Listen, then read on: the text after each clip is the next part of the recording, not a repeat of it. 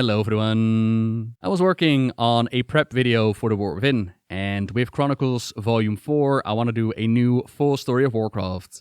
But as I was working on those, I figured that it could be a good idea to talk about the official Warcraft timeline. Put some of the major events in perspective, put some context, and see what history we have for the Warcraft universe. The time has come! Gul'dan, order your warlocks to double their efforts! Moments from now, the gateway will open, and your horde will be released upon this ripe, unsuspecting world. The way that time works in Warcraft is that year 0 on their timeline, it is defined by the first time the Dark Portal opened up.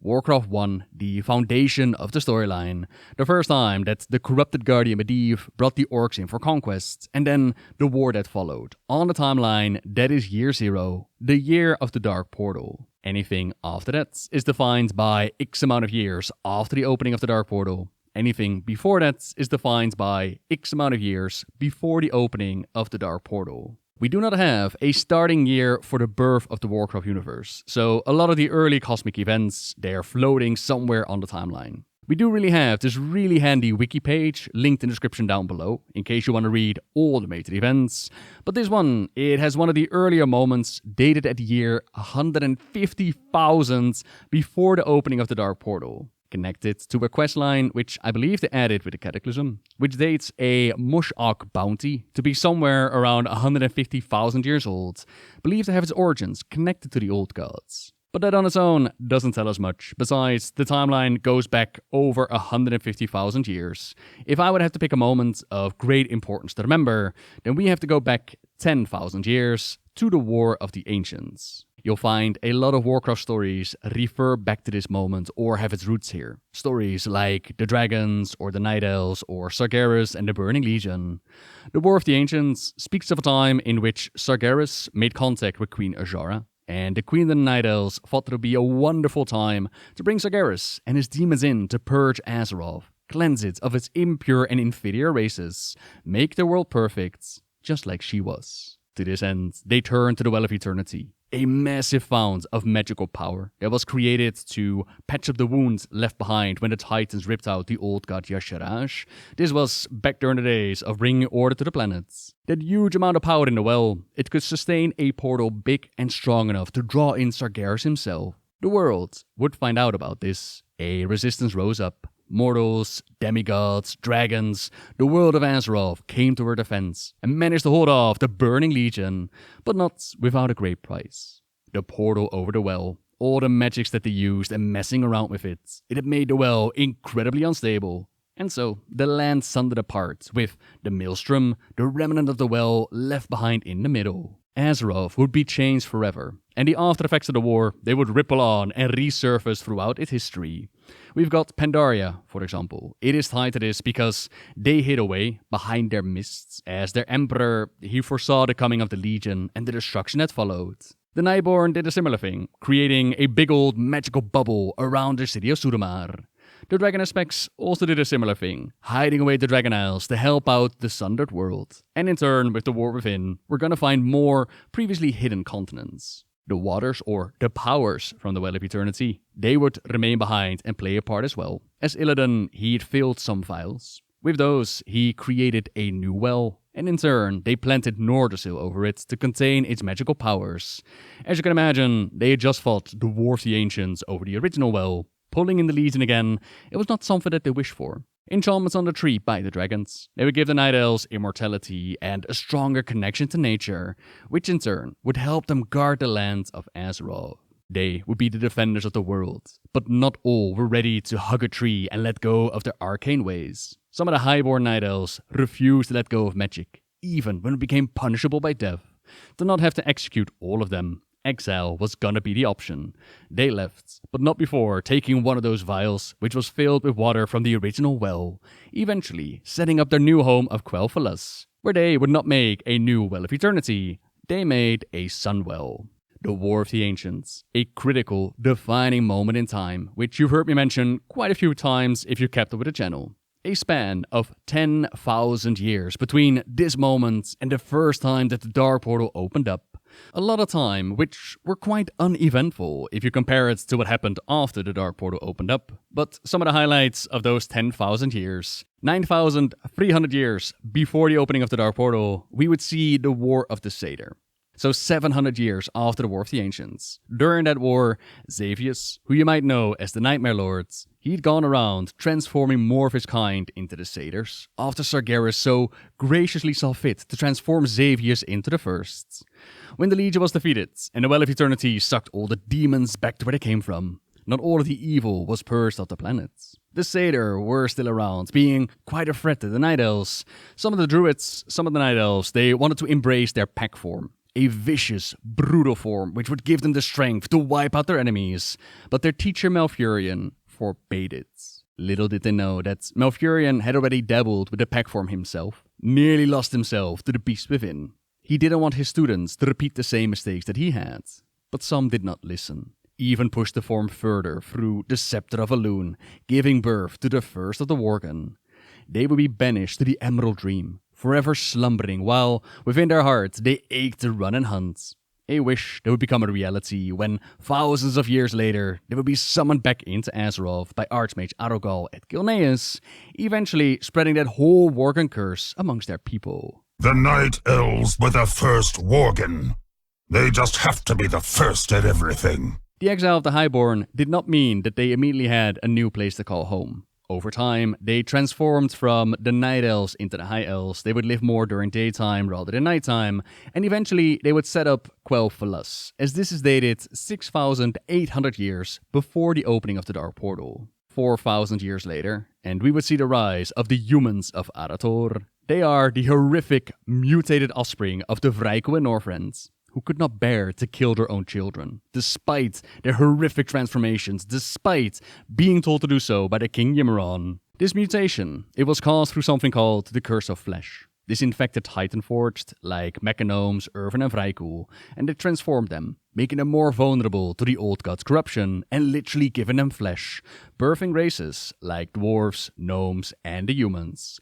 Funny enough, this curse would be the very thing to lead to the downfall of the Old Gods. What they designed as a weakness, as a corruption, it was also an empowerment, something the Titans themselves could not have imagined. All right, off I go then. Either way, 2,800 years before the opening of the Dark Portal, we would see Thoradin of Arator going around, uniting the human tribes into one kingdom, as at the time, they were still very tribal, huddled around campfires, they weren't united.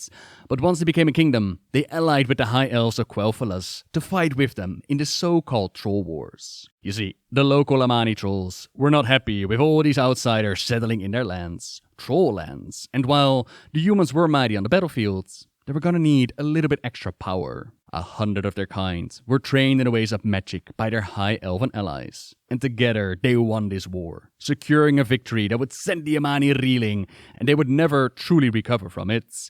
Meanwhile, the allegiance of elf and human, it would carry on through the ages, the reason why they would join the Alliance of Lordaeron, while the human kingdom, it would ever grow and expand, eventually setting up new places like Lordaeron, Gul'dan, or Gilneas. But having access to magic does not come without risks. Just look at how many times the elves dabbled with powers beyond their understanding, and the humans were no different. Some of them would dabble deep into the forbidden powers of Fel, of demonic might. And so, in the year 2610, before the opening of the Dark Portal, the first Guardian was empowered.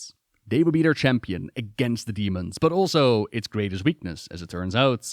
When Egwene fought with the Avatar of Sargeras in the year 823 before the opening of the Dark Portal, she seemed victorious, right? But his spirits had infiltrated her body and would eventually lead to the birth of her son Medivh, already corrupted by the spirit of Sargeras, and of course, followed by the eventual opening of the Dark Portal. No! Damn this feeble mortal coil! But before that moment, we still have the War of the Shifting Sands, 975 years before the opening of the Dark Portal, which we saw Night Elves and Dragons battle in the sands of Silithus and wage war with the Karaji, building up a wall around Ankh-Kiraj. This maintained K'Vunn's prison until we reopened it with Classic. And then the War of Three Hammers, 230 years before the opening of the Dark Portal. The three dwarven clans going at each other when their High King died. Bronzebeard, Wildhammer and Dark Iron all once lived under the mountains of Idaforge, but now would split apart. The Bronzebeards had won the war, so they kept Idaforge. The Wildhammers set up first in Grimbatol and then in Airy Peaks. The Dark Irons in the area called Redridge at the time, but the land would drastically change, with their leader accidentally summoning Ragnaros and enslaving their people to the will of the Fire Lord at the newly created Blackrock Mountain.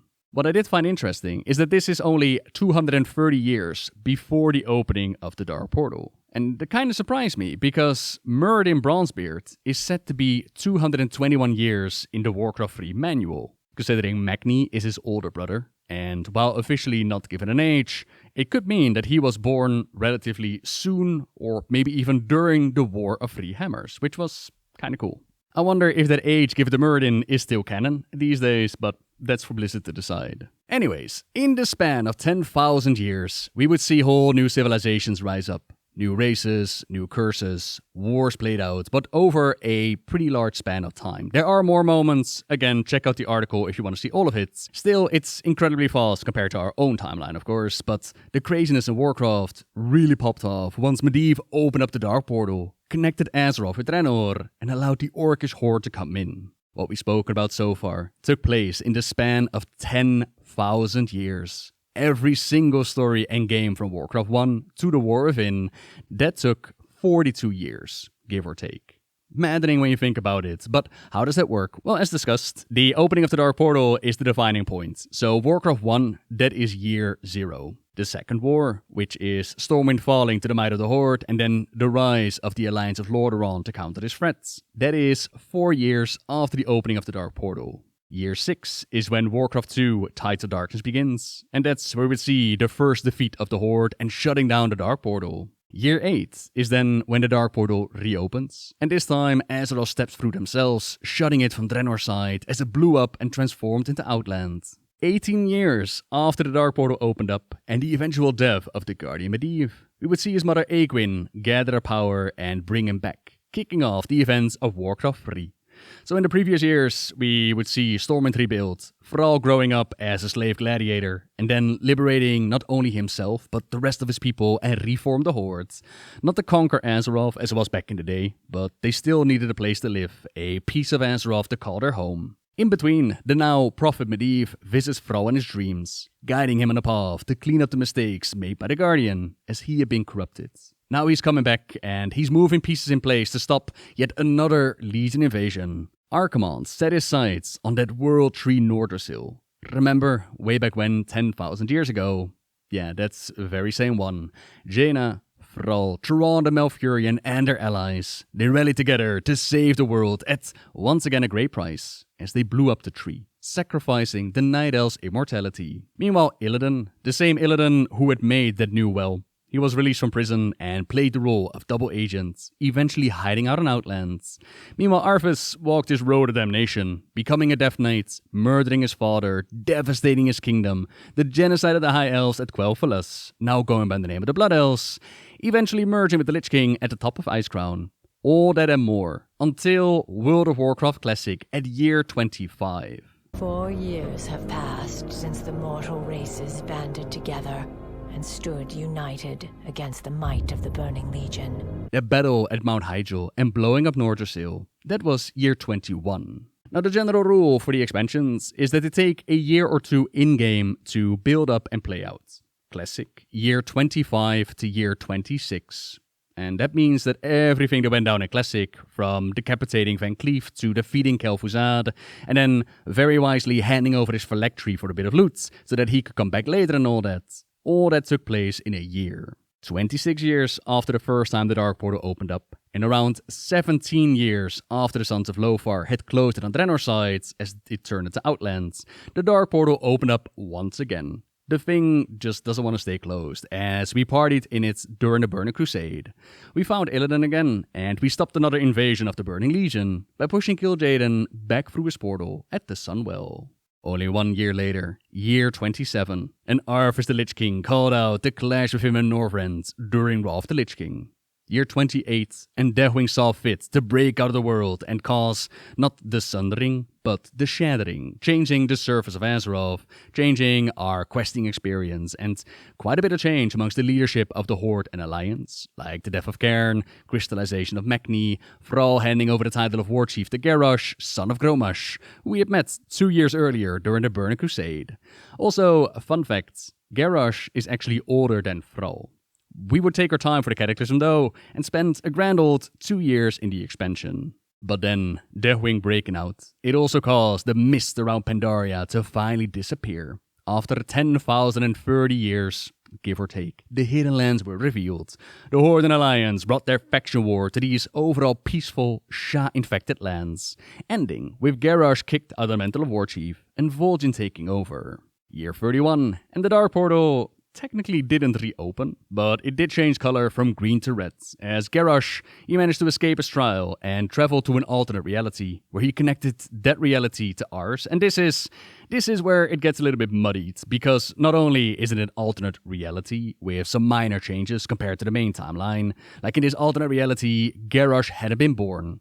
Not only that, it was also set in the past, from our point of view, with some tweaks to the timeline, as Garrosh prevented his father and the Horde from drinking demonic blood and enslaving themselves to the Burning Legion like our Horde had done. They would never be slaves, but they would be conquerors, trying to invade our Azeroth in our timeline, year 31. So, heroes rose up, they stepped through the Dark Portal once more, they took care of this so-called Iron Horde, even went another round with our command. To make matters more confusing, at this time they made the decision that where the demons live, the Twisting Nether, this place now transcends realities. A ruling that they did on Twitter, and to this day, it's still one of the dumbest things that they ever came up with. That's saying something. Regardless, the ending, we saw Alter Gul'dan blasted over back into our timeline, our reality, kicking off the Expansion Legion at year 32. The biggest Legion invasion as of yet. Varian and Vol'jin kick the bucket. Anduin and Sylvanas take over. Mechni wakes up. We reunite with Illyria and Turellian. Velen actually gets to do something. Suramar rejoins the world after 10,032 years. Illidan received his redemption arc. And we saw a massive rift opening up in the sky, placing Azeroth and Argus, home base of the Legion and former homeworld of the Draenei, right next to each other, which must have been a crazy day for regular old people. Can you imagine being just, a farmer, and you look up and suddenly there's a green, broken planet in the sky? Just another day on Azeroth, I guess. Now, we did manage to defeat Kil'jaeden, and then Sargeras himself, ending the threat of the Burning Legion. But of course, the demons, they are still out there. The Dark Titan left behind a little gift, his sword stuck inside the planet, and all across its surface, Azerite popped up. Once more, must have been a crazy day for regular people. You'd imagine that we'd see a lot more crazy people running in the streets. When thinking about it, the world itself doesn't really respond to all this crazy stuff happening in such a short time span. Do you think that they sometimes look at each other and go like, I was expecting rain today, but I guess a literal god humping the planet was to be expected. Now that's some lore that I would love to see explored. Anyways, Azerites, it would change the face of warfare on Warcraft forever. Or at least for like a patch or two, as we arrived at the Battle for Azeroth, year 33, where the Fourth War, it started with the invasion of Darkshore and the burning of Teldrassil, who would end with another war chief kicked out of their mantle. Sylvanas Windrunner, telling them all that they are nothing, while flying off into the next expansion. No longer will the Horde be led by a war chief. They will now have a council, while an armistice, peace between the Alliance and Horde is settled. A peace that lasts to this day. Then year 35 is when the sky above opened up, and the pathway into the literal afterlife, the place where your soul goes for all eternity when you die, it's open. And not just to those kidnapped or those with superpowers. No. We've seen literal randos from Azeroth just pop in to check on their departed loved ones, or some other people that made cameos. Again, what kind of influence would this have had on the population? Not a story explored, unfortunately, as we dealt with Sylvanas and the Jailer. His defeat automatically closing the rifts, which was really handy. And then something interesting happened for the timeline. We get a time skip. After so many expansions, so many years of adventures after adventure, they thought it fitting to give Azeroth a bit of a breather. Year 35 is when Shadowlands began, taking 2 years for our adventures to complete. Year 40 is when Dragonflight kicked off, so for 3 years, nothing majorly happened on the world of Azeroth, which is, again, crazy when you think about it, when you look at its history so far. But then again, if you make a time skip too big, then you get a lot of off-screen storytelling, and I guess that they wanted to age some of the characters. Either way, Azeroth had a couple of years to breathe. After 10,040 years, give or take, the Dragon Isles revealed themselves again, and we get another crucial date on the calendar, even before the War of the Ancients. We find out that the Dragfear were created 20,000 years ago, and now wake up and rejoin the story. Assuming that they're going to follow a similar trend of 1 to 2 years per expansion, we can expect the War Within to take place 42 years after the opening of the Dark Portal. Now, these are just a few highlights throughout the timeline. Again, if you want to check out the extremely extensive Wikipedia page, which is just absolutely wonderful, check it out in the description down below. But this is going to be it for today, as I'm absolutely melting behind my covers, as it's quite toasty in the Netherlands, which is very, very nice. So I'm just going to say thank you very much for watching, everyone. Hope you enjoyed. Hope you're enjoying those sweet summer days. And until next time, see ya!